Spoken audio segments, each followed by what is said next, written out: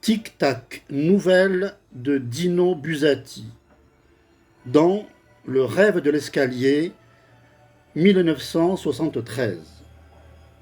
Je connais un médecin, neurologue déjà très affirmé, bien qu'il n'ait pas encore 40 ans, qui, en marge de son activité normale, s'intéresse aux phénomènes qu'on qualifie de métapsychiques ou parapsychiques, et il a rassemblé sur la question une remarquable documentation de première main. Je le rencontre souvent chez un ami commun, où, les soirs où il est en veine, il raconte quelques-unes de ses expériences singulières. Entre autres, il a parlé plus d'une fois d'un phénomène presque ignoré du public, et pourtant, à ce qu'il dit, assez fréquent. Devant ma curiosité, il a ensuite accepté de me donner à lire divers témoignages qu'il a rassemblés sur cet argument, me donnant même la liberté d'en écrire naturellement, sans donner les noms, à cause du secret professionnel. Raison pour laquelle il est clair que mon compte rendu, du point de vue scientifique, n'a aucune valeur. Il s'agit du phénomène qu'on appelle, selon les cas, de la pendule, ou du battement fatal, ou plus simplement et modestement du tic-tac. Il n'a rien à voir, je le dis tout de suite, avec la vieille légende des pendules qui, même à une grande distance, s'arrêtent à l'instant même où la propriétaire meurt, cas que jusqu'à présent le neurologue n'a jamais rencontré. Le tic-tac peut avoir un sens maléfique, mais quelquefois, comme nous le verrons, il a été, au contraire, un présage heureux. Parmi les relations que j'ai lues, la plus détaillée a été rédigée directement par la protagoniste, une certaine Madame A. A, qui vit à Udine. Elle se réfère à une époque passée, quand elle avait à peine 15 ans, était en classe de seconde, au lycée. A. A, m'a assuré mon ami médecin, est une personne très sensible, mais en même temps très équilibrée. À cause de sa longueur, je condenserai le récit qui est écrit avec une efficacité peu commune. Adolescente pleine de santé, A avait en ce temps-là l'habitude de se coucher au plus tard à 10 heures, et elle s'endormait presque immédiatement. Elle dormait seule dans une petite chambre à côté de celle de ses parents. Deux frères plus petits occupaient une autre chambre, un peu à l'écart, au bout du corridor. C'était une vieille maison de province typique de la bonne bourgeoisie du XIXe siècle. D'habitude, la jeune fille dormait sans interruption jusqu'au matin suivant. Une nuit, au contraire, environ 1 heure après s'être endormie, c'est-à-dire vers 11 heures, elle se réveilla avec une sensation d'inquiétude. Et, dans le profond silence de la maison, elle entendit, d'une manière précise, derrière la tête du lit, un battement rythmiquement scandé qui paraissait celui d'une horloge à balancier. Elle pensa tout d'abord que c'était sa petite montre bracelet. Parfois, aux heures avancées de la nuit, les meubles, comme des caisses d'harmonie, amplifient monstrueusement la frêle voix de montres, même minuscules, qui sont posées dessus. Mais son bracelet-montre, en ce moment, se trouvait dans la partie opposée de la chambre, sur un petit divan rembourré, qui ne pouvait absolument pas produire des résonances anormales. Il n'y avait pas de pendule dans la chambre. Il n'y avait jamais eu d'horloge à balancier dans l'appartement. Et l'intensité du battement excluait que le bruit pût provenir de l'étage au-dessus ou de celui d'en dessous. Étonné, A alluma la lumière et fit le tour de la chambre en cherchant à identifier l'origine du battement qui, bien qu'on pût le prendre pour celui d'une pendule, avait un timbre profond et grave qui n'avait rien d'agréable.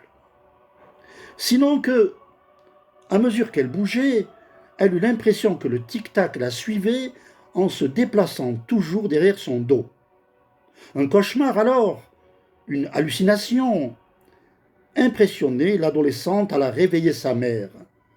Or, la mère entendit nettement le tic-tac qui semblait provenir du mur derrière le dos de la fille.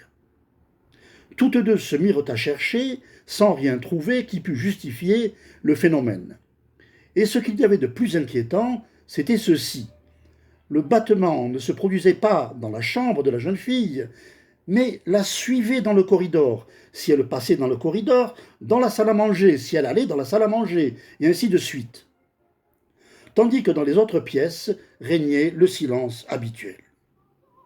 Elles commencèrent toutes deux à avoir peur, si bien qu'elles se décidèrent à réveiller le père, lequel, tout en grognant contre les manies des femmes, se leva lui aussi, et pendant environ 1 heure, participa à la recherche.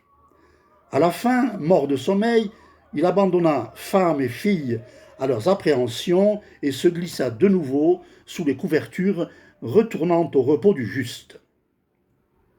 Incapables de se calmer, mère et fille continuèrent à fouiller la maison, les meubles, les tiroirs, les placards, et toujours cet horrible tic-tac accompagnait la jeune fille, de mur en mur, vibrant invariablement derrière son dos. 6 heures sonnèrent. Elles étaient encore éveillées. Elles ne savaient plus quoi penser ni quoi faire. Se tourmenter ne leur laissait pas de répit. 6 heures. Un peu plus tard, au-dessus de la crête des toits d'en face, le jour naissant diffusa peu à peu sa lumière. Puis le soleil se leva, et au premier rayon timide qui pénétra dans la maison, le battement s'arrêta enfin et le silence se fit. Le lendemain, à 3 heures de l'après-midi, près de la maison, A.A., en traversant la rue, fut renversée par un camion. Et pendant plus d'1 mois, elle demeura entre la vie et la mort.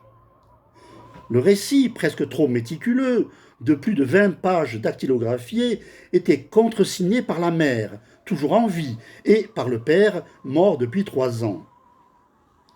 Le dossier sur la pendule, très épais, comprenait au moins une 30aine de relations, la plupart très sommaires. Toutes parlaient d'un bruit rythmiquement inexplicable.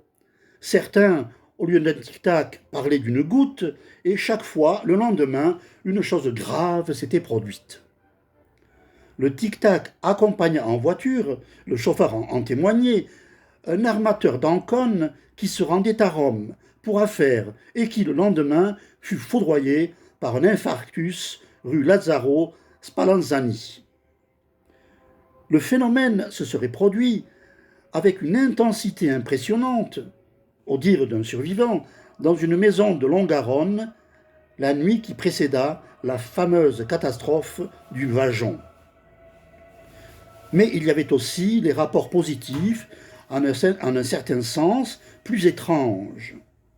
Un collègue de notre neurologue, par exemple, lui racontait dans une lettre qu'une pendule mystérieuse s'était mise à battre, de nuit, quelques heures avant que lui fût communiquée sa nomination, aussi imprévue que désirée, comme directeur d'un grand hôpital. Un autre cas se rapportait au mariage fabuleux d'une humble petite actrice à ses premières armes. Il y avait aussi la confession, pleine de fautes de grammaire, d'une femme aujourd'hui puissante et célèbre, dictatrice de la mode et de la beauté dans le monde, alors inconnue et pauvre. Elle fut obsédée par un tic-tac impérieux pendant une nuit entière.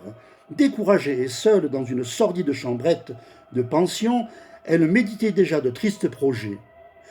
Moins de 24 heures plus tard, la rencontre tout à fait fortuite d'un jeune avocat, conseiller d'une importante industrie de confection, lui ouvrait la route du succès. Je lisais, il me restait encore à explorer une épaisse pile de dossiers, les chroniques du destin qui, d'une manière ou de l'autre, avaient frappé à la porte. Et le soir était venu. Le médecin, dont je ne peux pas donner le nom, était assis en face de moi sur un divan, et sans dire un mot, il me regardait comme en attente. Qu'attendait-il ? Dans le silence du cabinet de la nuit, je le jure, d'abord presque imperceptible, comme un pur produit de l'imagination, puis progressivement de plus en plus net et scandé, j'entendis une pendule qui battait. C'était un cabinet médical d'un style strictement scientifique, blanc et nu, sans aucune complaisance de décoration. Je regardais autour de moi, mais on ne voyait aucune pendule. Je portais les yeux sur lui, il me fixait, très pâle. Je pensais à un piège, à une machination, aussi astucieuse que délicate, pour me préparer à un diagnostic fatal. C'était un tic-tac profond, lent, qui semblait sortir du parquet à mi-chemin entre nous deux. J'osais. Dites-moi, professeur, est-ce que ce serait pour moi? Il secoua la tête. Plutôt ciel, pardonnez ma franchise. Pourquoi? Tranquillisez-vous, ce martèlement est pour moi. Vous voulez dire que, depuis plus d'un mois, chaque nuit, tic-tac, tic-tac, sans répit, l'avertissement du destin, l'obscure sentence. Depuis plus d'un mois, je le répète, la pendule. Mais aux autres, il arrive quelque chose le lendemain. À moi, rien. Jour après jour, tout comme d'habitude. Ni malheur, ni surprise, ni révélation, ni coup de chance, ni amour. Le destin qui frappe à la porte. Vous avez lu, non? Vous vous êtes persuadé, non? La pendule de la moira fait tic-tac. Et le lendemain, mais pour moi, rien. N'est-ce pas triste? N'est-ce pas humiliant? Un pauvre diable, voilà ce que je suis.